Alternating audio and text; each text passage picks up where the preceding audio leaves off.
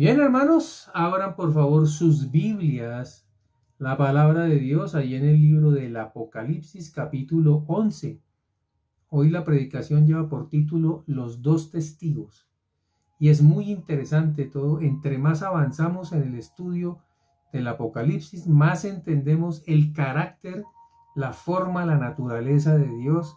¡Qué Padre tan maravilloso! Si no te metes con Él, si no estudias la Biblia, no conocerás nunca el carácter de Dios y por qué hace las cosas. Para muchos juzgar a Dios es muy fácil, es muy sencillo. Hay gente que dice, yo no creo en Dios porque, a ver, que mire todo lo que está pasando, todas las guerras, y mire todo eso, gente que se muere. A ver, ¿dónde está Dios? Pues precisamente, si estudiaras la palabra, te darías cuenta de que Él está en todo esto. Y qué interesante, hermanos, que Él tenga misericordia de nosotros, aún siendo como somos.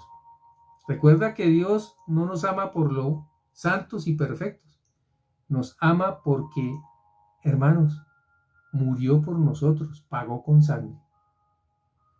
De manera que tenemos responsabilidad también con Él. Muy bien, vamos a entrar en contexto para entender en qué época estamos y qué es lo que está pasando. Apocalipsis 11 desde el 1. Estamos viviendo en lo que vamos a ver la semana 70 de Daniel. Recuerda que ya la estudiamos, pero rápidamente. La semana 70 es lo último que va a pasar en este mundo, hermanos, porque ya los juicios de Dios pues son evidentes. Una semana la reconocemos por 7 días, pero la semana profética tiene años, de manera que estamos hablando de un periodo de 7 años. Son los últimos 7 años de los que habla la Biblia. Bien, a la mitad de la semana 70, o sea, a los 3 años y medio, va a ocurrir lo que vamos a estudiar. Ten presente una cosa, lo que vamos a ver no lo veremos nosotros, porque el rapto para esta época ya se efectuó.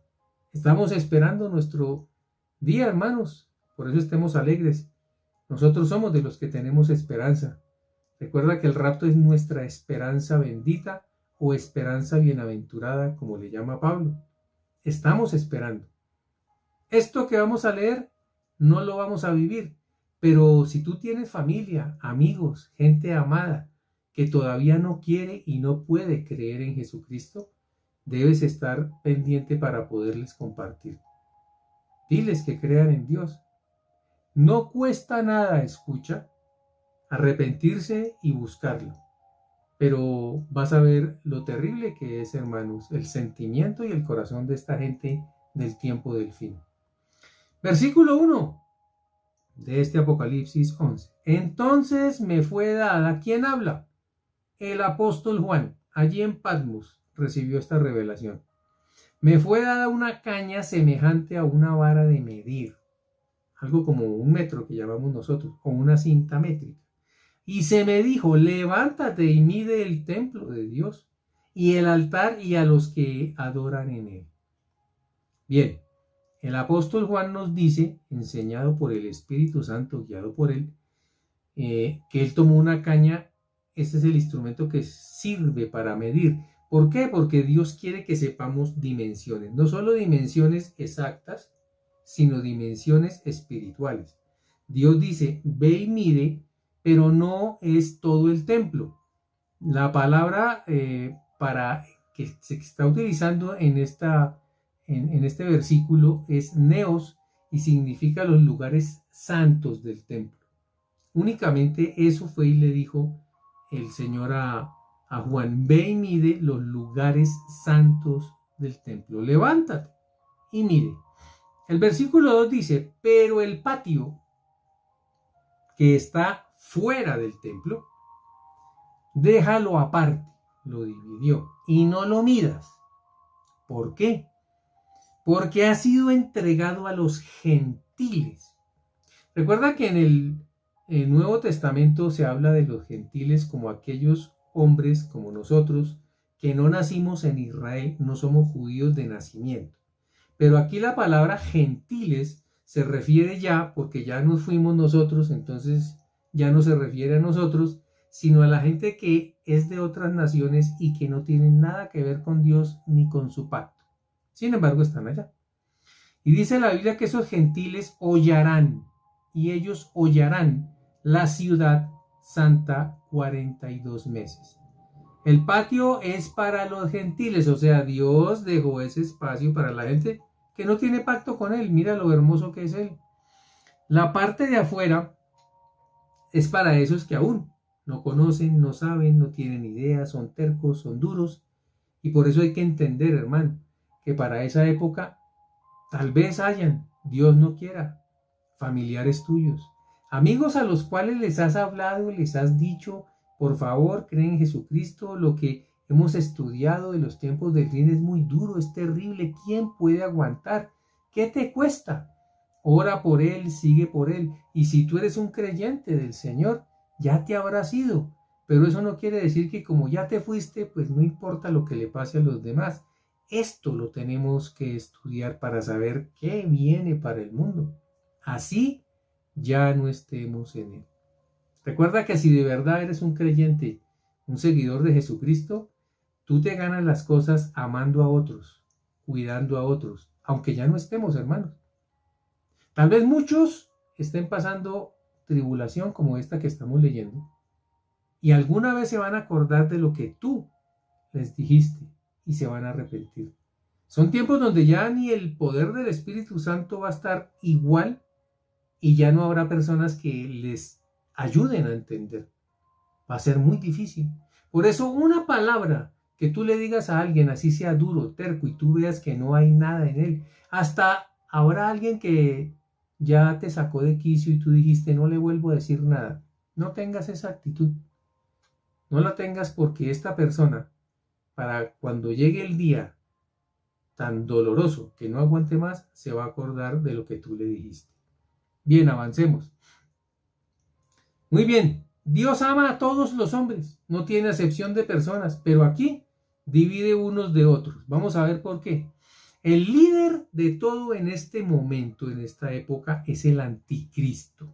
Recuerda, ya nos fuimos, él gobierna, viene una época muy difícil, por eso se llama de tribulación. En ese momento hay pluralismo religioso. ¿Qué es eso? Que no hay problema en lo que la gente crea. Crean lo que les parece. Eso si usted es musulmán está bien, si es cristiano está bien, no importa si usted no cree en nadie, en fin. Pero eso es una atracción mentirosa. ¿Por qué? Porque el anticristo va a promover una religión para todos. Recuerda que es el maligno, encarnado. Bien, habla la Biblia de ellos. ¿Quiénes? Los gentiles, los que no tienen nada con Dios. Pisan la ciudad durante 42 meses, 3 años y medio. Esto es después de algo que se llama la abominación desoladora. Si no has oído, trata de estudiarla, pero una síntesis rápida. La abominación desoladora significa que el anticristo se va a meter al templo. Y alguno me dirá, pero ¿cuál templo? Se va a construir el templo, hermano. Ya hablan de la construcción del templo. Recuerda que se destruyó y por eso hay un muro que se llama el de los lamentos. Pero encima de eso se construyó una mezquita. Hoy no se podría construir el templo porque llegaría la Tercera Guerra Mundial. No se van a aguantar, obviamente, los musulmanes. Sin embargo, va a pasar algo, vamos a ver qué va a pasar en lo que respecta a la palabra que se va a construir el templo y el anticristo se va a meter al templo, se va a sentar, hermano, en el altar y va a decir que él es Dios, que lo adoren. Eso es la abominación desoladora. Cuando pasa eso, Israel se da cuenta de que este hombre era un mentiroso y engañador que no respetó la fe de ellos y se metió a quitar, hermanos, el sacrificio. Y entonces de ahí para allá Israel va a sufrir el peor de los asedios, hermanos, de este hombre y de Satanás. Bien, cuando ya pasó todo esto, en este momento estamos viviendo los últimos 3 años y medio de esa gran tribulación y la persecución va a ser enorme. Estos son los tiempos que estamos leyendo. Versículo 3. Y daré a mis 2 testigos, dice el Señor, que profeticen por 1260 días vestidos de cilicio. ¿Quiénes son esos dos testigos? Son dos personas que van a llegar en esta época tan terrible, vienen de parte de Dios y vienen vestidos de silicio. ¿Qué es todo eso? Bien, Dios dice que en esta última mitad de la semana 70 entregaré a mis, o sea que vienen de parte de él, dos testigos. Vamos a ver quiénes son. Vestidos de silicio, o sea, de arrepentimiento. El mensaje, una vez más, de Dios con ellos dos es para que la gente se arrepienta. ¿Cómo ama Dios el arrepentimiento? ¡Qué misericordia tan grande! Por eso, si tú no entiendes esta palabra, vas a juzgar a Dios, que es lo peor que un ser humano puede decir. Ellos que van a estar ahí van a maldecir a Dios por todo lo que viene y no entienden que Dios no lo hace para mortificarlos y para destruirlos, sino para que se arrepientan. Pero la gente es dura, hermano. Ellos, estos dos testigos, se visten de lo que van a predicar. Se visten de silicio, de arrepentimiento. Versículo 4. Estos testigos son los dos olivos, dice la Biblia, y los dos candeleros que están en pie delante del Dios de la tierra. Te voy a dejar una tarea y es que leas Zacarías capítulo 4. Profeta Zacarías capítulo 4. Ojalá lo leas todo. Pero los primeros versículos nos dicen quiénes son los dos olivos y quiénes son los candeleros. Y se trata de estas dos personas. Mira desde cuándo fueron profetizados. Desde Zacarías. Van a llegar dos personas y van a predicar. Personas de carne y hueso, hermanos muy especiales. Mira cómo el apóstol Juan utiliza la profecía del Antiguo Testamento para hacernos entender en los tiempos del fin. Versículo 5. Si alguno quiere dañarlos, dice la Escritura, porque mucha gente se va a voltear contra ellos, sale fuego de la boca de ellos y devora a sus enemigos. Y si alguno quiere hacerles daño, debe morir él de la misma manera. ¿Qué significa eso? No es que ellos sean como un dragón que botan fuego por la boca. El poder de la palabra, hermanos. Hemos dicho que la palabra tiene un poder extraordinario. Pues ahí lo van a ver en vivo y en directo. Todo lo que Dios hace, hermanos, para que se vea su gloria. No la de los hombres, sino la de Él. El mensaje de Dios, una vez más, por misericordia, es dos hombres que vienen a predicar: arrepiéntanse. Arrepiéntanse es todo lo que ha dicho Dios durante todo el tiempo. Muy bien. ¿Dónde profetizan, pastor? En Jerusalén. Y se van a levantar en contra de ellos. ¿Por qué? Si son buenas personas. Porque a nadie le gusta, hermano. A la gente no le gusta que le digan que debe arrepentirse de algo. Por eso hay mucha gente buscando sitios, lugares donde le hablen de dinero. Y por eso es que usted ve, hermano, predicadores tristemente que predican solamente de prosperidad, que te vas a llenar de plata, que vas a ser muy rico, que Dios te va a sobreabundar, en la medida que siembres tú en dinero, pues te van a dar. Y una cantidad de cosas, hermanos, basados en versículos bíblicos que son diferentes y concebidos de forma diferente. Y no es la verdad. La verdad es lo que te estoy leyendo. Los tiempos del fin no son de prosperidad. Los tiempos del fin son de entendimiento, de búsqueda y sobre todo de arrepentimiento.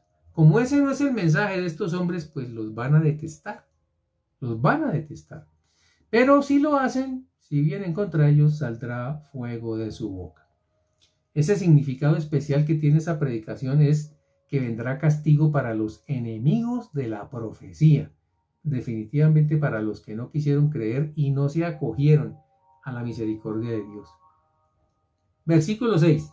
Estos tienen poder para cerrar el cielo. Mira qué tremendo, cerrar el cielo, sí, a fin de que no llueva en los días de su profecía.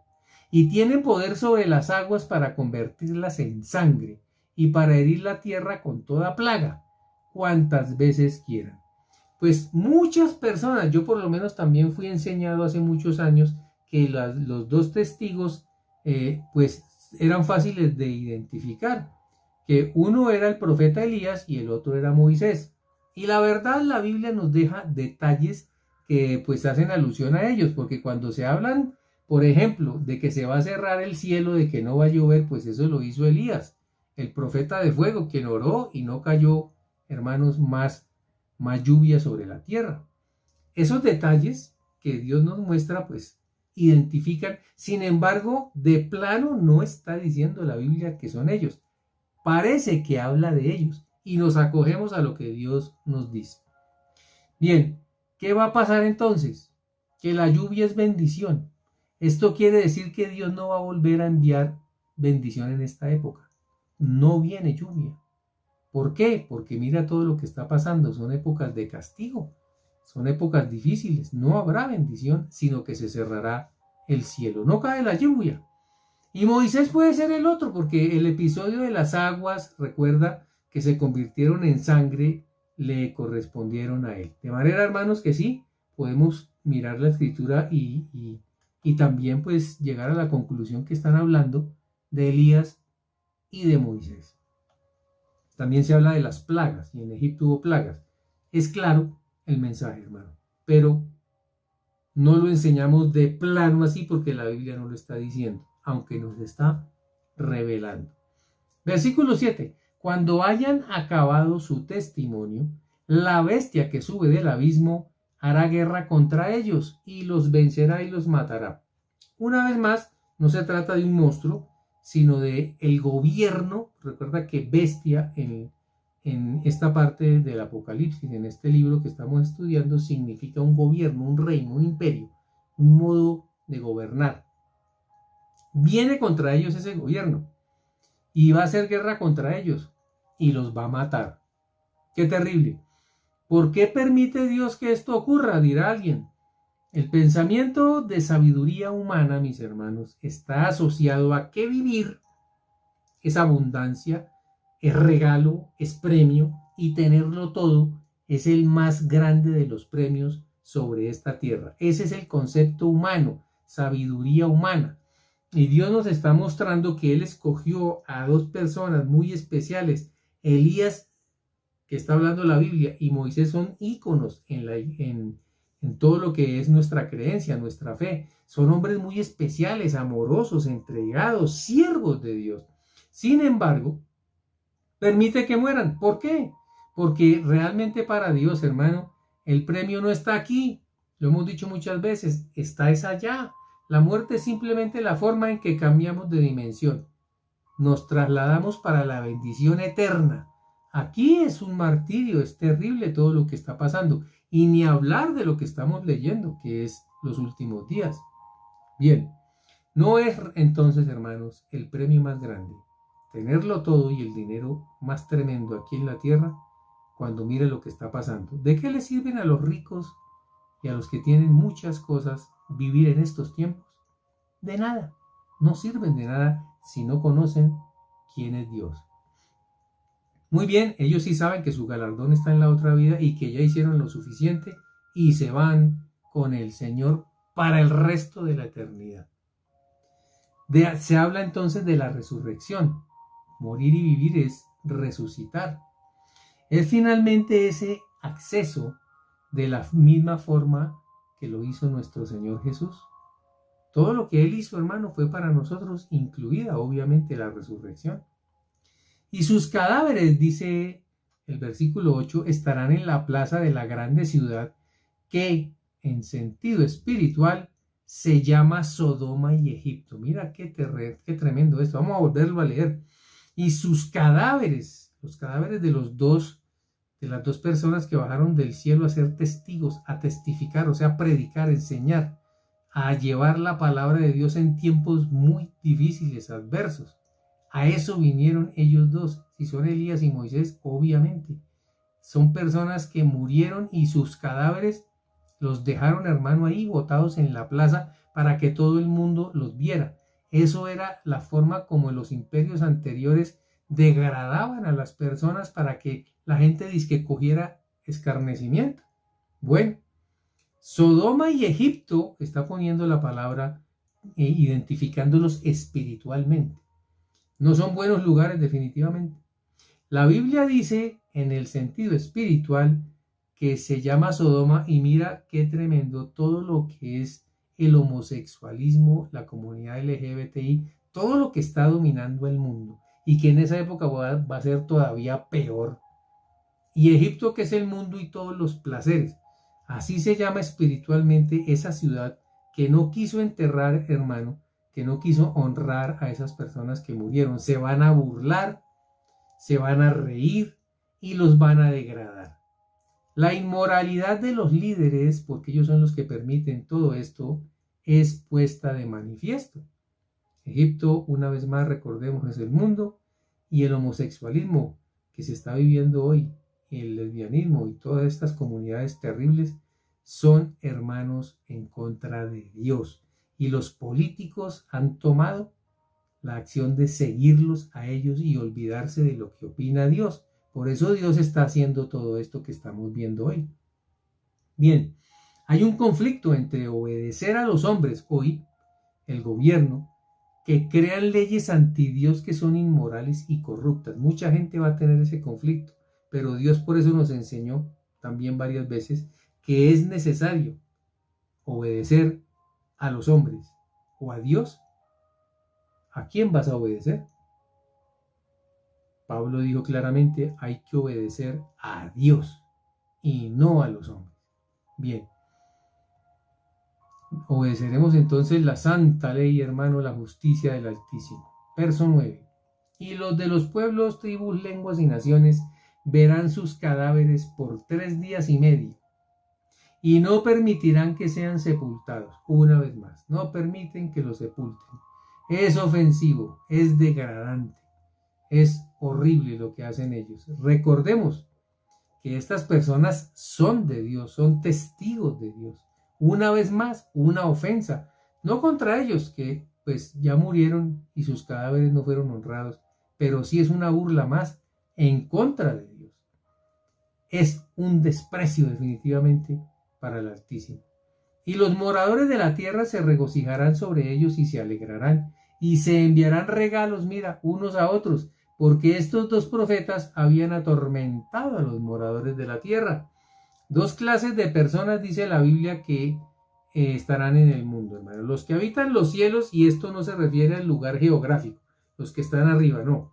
El que habita en los cielos es desde la tierra, ya son de Dios.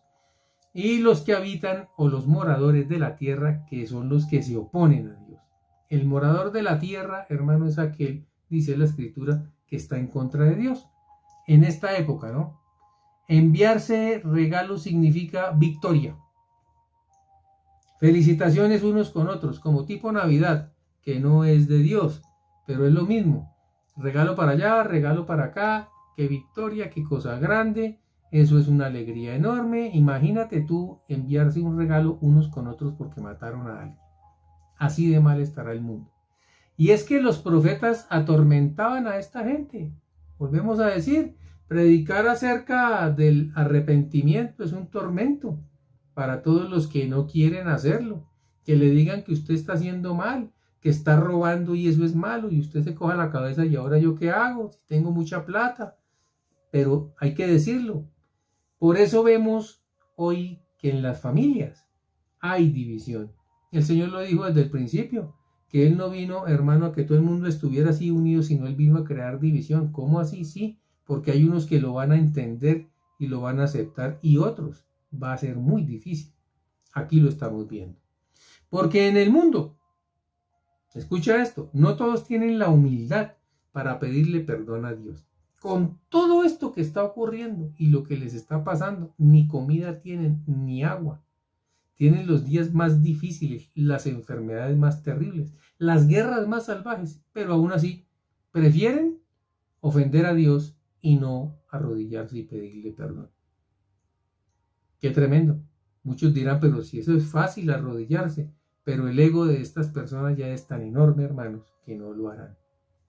Pero después de 3 días y medio, dice el versículo 11, entró en ellos el espíritu de vida enviado por Dios, y se levantaron sobre sus pies, y cayó gran temor sobre los que los vieron. Mira lo que causa todo lo que Dios hizo. Por fin vieron, hermano, algo sobrenatural que realmente esta vez les impactó.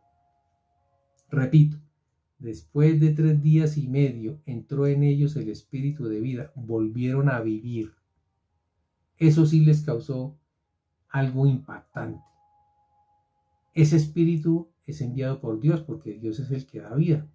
Se levantaron, hermanos, sobre sus pies e impactaron a mucha gente, y ese gran temor hizo que ellos se arrepintieran. La resurrección es algo muy impactante. La transición de esta realidad hacia el reino es la resurrección, es vida. El testimonio, hermanos, era para el pueblo de Israel. Significa que Dios trae vida a la humanidad, igual que desde el Génesis. Así Dios creó la vida. Una vez más, Dios está sobre su creación actuando, esta vez de una forma más difícil y dura, porque la gente ya entiende. Pero finalmente mira que sí causó efecto.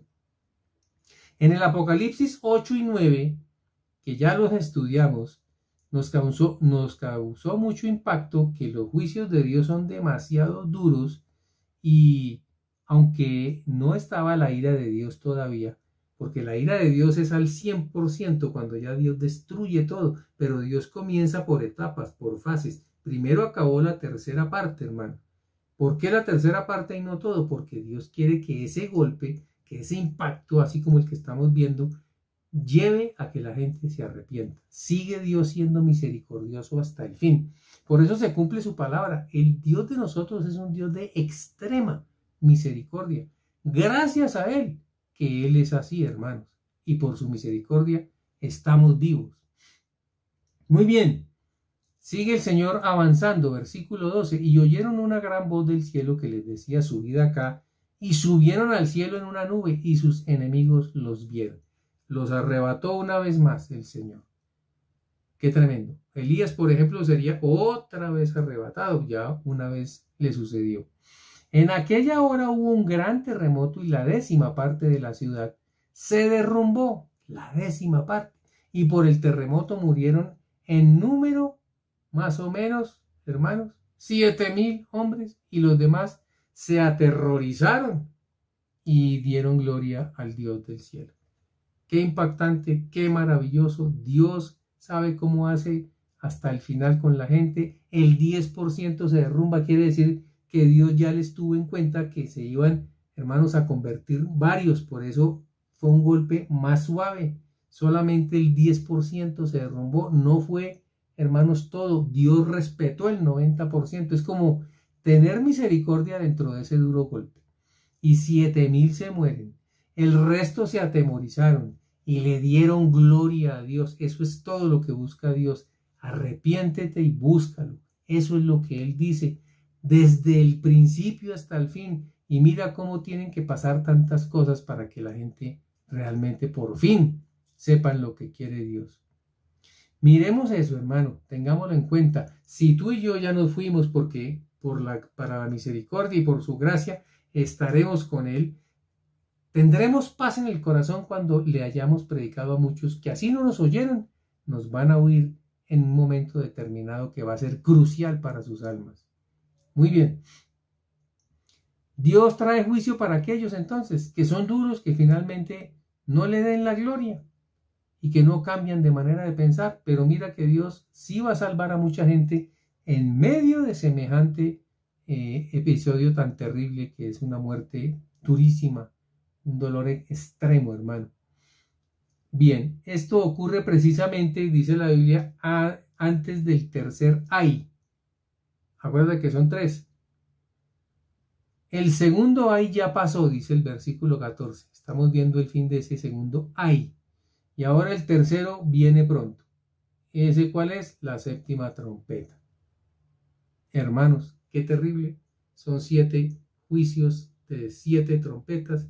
Estamos viendo ya que se cumplieron 6. Estamos viendo que se cumplen ya 2 ay. Falta una trompeta y un ay. Versículo 15. El 7º ángel tocó la trompeta y hubo grandes voces en el cielo que decían: los reinos del mundo han venido a ser de nuestro Señor y de su Cristo, y Él reinará por los siglos de los siglos. Los reinos del mundo pasaron a ser de Jesús y del Padre nuestro Dios en pleno. ¿Está reinando Dios sobre tu vida? Porque mira que Dios lo que hace finalmente es retomar todo lo que es suyo. El mensaje final para que entendamos todo lo que vimos en la Biblia es que Dios, hermanos, retoma el reino, baja desde su reino celestial al mundo y todo lo toma porque le pertenece. Está volviendo, hermano, a dejar todo en equilibrio. Pensemos si nosotros estamos realmente abiertos de corazón para que reine el que va a reinar sobre todo. Versículo 16. Y los 24 ancianos que estaban sentados delante de Dios en sus tronos se postraron sobre sus rostros y adoraron a Dios. Los hemos visto ya en varios episodios. Estos ancianos que representan, según la palabra, las 12 tribus, los 12 apóstoles, que se levantan cada vez que Dios hace cosas maravillosas. Ellos se arrodillan, toman sus coronas y las ponen a los pies del Señor. Eso es adoración. Versículo 17, diciendo: te damos gracias, Señor Dios Todopoderoso, el que eres y que eras y que has de venir, porque has tomado tu gran poder y has reinado. Todo está llegando, hermano, al fin. Y se airaron las naciones, y tu ira ha venido, y el tiempo de juzgar a los muertos, y de dar el galardón a tus siervos los profetas, a los santos y a los que temen tu nombre, a los pequeños y a los grandes, y de destruir a los que destruyen la tierra. Es época de juicio. El juicio allá arriba, hermano, es de todo, no solo de lo malo y para condenaciones, también para lo bueno. Mira, aquí se va a dar un premio para los profetas, para los santos, y también el que tiene bendición recibirá, y aquel que se ganó lo malo, pues recibirá lo malo. Dios le va a pagar a la humanidad, hermano, así también como a sus siervos. Y el último versículo: y el templo de Dios fue abierto en el cielo, y el arca de su pacto se veía en el templo. Por ahí hay una película que hay un hombre que está buscando el arca perdida. Pues ¿cómo le iba a encontrar? Mira dónde está. Siempre estuvo en el cielo. Y hubo relámpagos, voces, truenos, un terremoto grande y granizo. Hermanos, esto nos vuelve a hablar, ya lo vimos en el monte del Sinaí, cuando Dios entregó las tablas a Moisés. Todo esto es exactamente lo mismo. Allá hubo voces, truenos, relámpagos, cosas terribles, y así es que Dios se expresa para mostrarle al mundo lo que él quería. Esta gente no entendió. Ahora, después, en el tiempo del fin, sí entenderán. Pero ¿cuánto tiempo tuvo que pasar? Mira, hermanos, cómo Dios tiene de paciencia, y qué terrible es el hombre para poder voltear sus ojos hacia Dios. Que Dios nos ayude a entender todo esto y a evitar todo esto, y a que los nuestros, nuestras familias, amigos y todos aquellos que podamos, hermano, ayudar, sean algún día teniendo entendimiento. Mi hermano, que Dios te bendiga. Esperamos que el Señor nos dé la vida para estar el próximo domingo una vez más en ese mensaje dominical, y que sigamos, hermanos, los pasos de Jesucristo. Mientras tanto, por favor, cuídate, que el Señor te bendiga y te guarde. Nos vemos entonces.